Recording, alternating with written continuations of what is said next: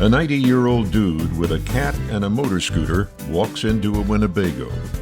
Sounds like the start of a joke, doesn't it? Sorry, there's no punchline. I am that old dude, and I'm just back from a 7,000-mile trip in my Travato with my faithful traveling companion Groucho and my ground transportation strapped onto the coach. Why, you may ask, did I do it? Well, first, because I can.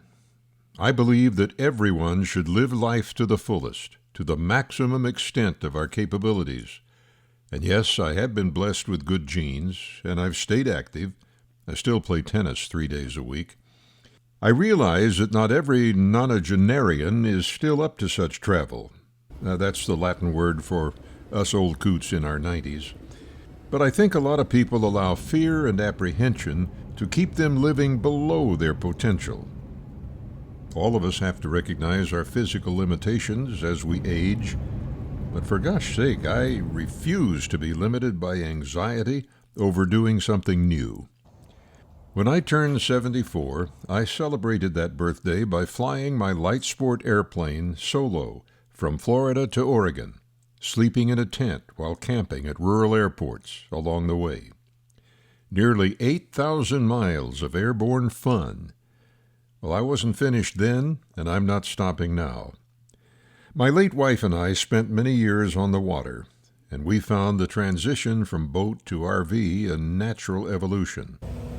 I can tell you, my Travato is a lot easier to dock in a crosswind, and I never have to fight the current. The loss of my wife, Renee, is another reason I'm staying on the road. We loved camping life, the adventure, the scenery, meeting new people around a campfire or at an impromptu cocktail party. Continuing with my RV not only is a way to honor her, but it definitely became a part of the healing process as I dealt with intense grief, sadness, and loneliness. Renee's bucket list included visiting all the presidential libraries, and before she died, we had made it to 7 of them. On this last journey, I added 4 more, and with any luck, I'll eventually complete her list.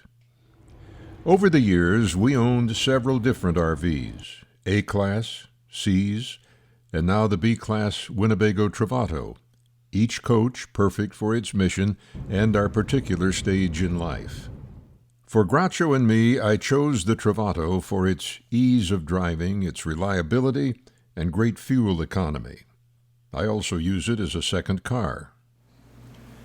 I suppose I picked up the wanderlust gene from my mother. She always wanted to pilot airplanes, and in her later years she did buy a camper. In her 70s, she was driving that van all over the country with her dog Teddy. Ah, what could be more exhilarating, more therapeutic, more downright fun than cruising along headed for a weekend or a few weeks or an entire season of camping? Whether 19 or 90, I don't think it gets any better.